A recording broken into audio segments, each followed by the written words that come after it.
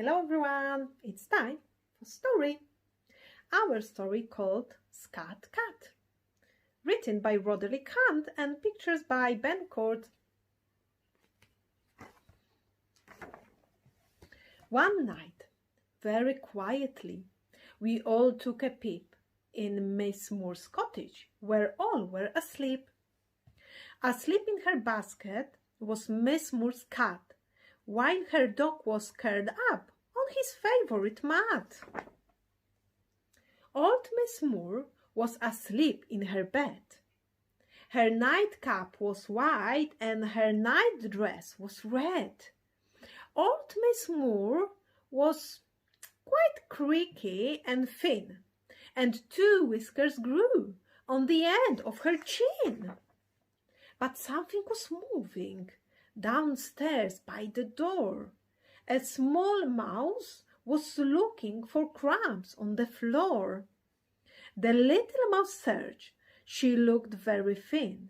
In places, her bones stuck right up through her skin. She scampered and scurried fast as she was able, stopping to peep round the legs of the table. She looked and she looked for a crumb or a shred, but the cat and the dog had been very well fed. The mouse was hungry.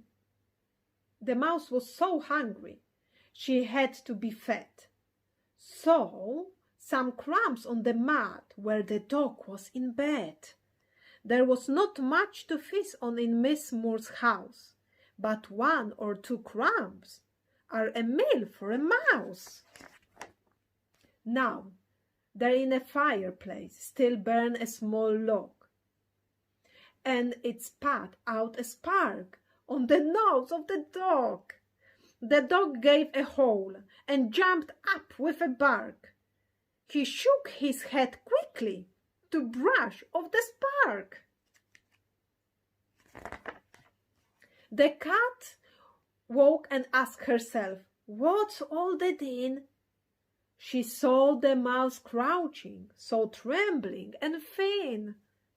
Cat leaped from her basket, the dog from his mat.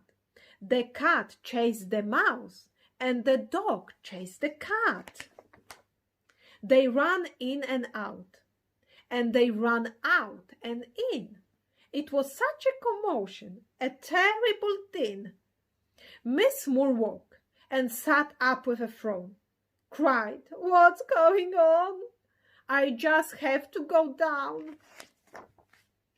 Then, quick as she could, she crept down the stairs to see mouse, cat, and dog as they chased around the chairs.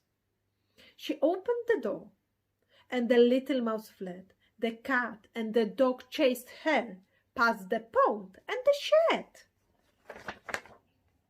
Until all of a sudden, the mouse thought, "Enough! I'm thin and I'm hungry. Life's getting too tough. I get nothing to eat.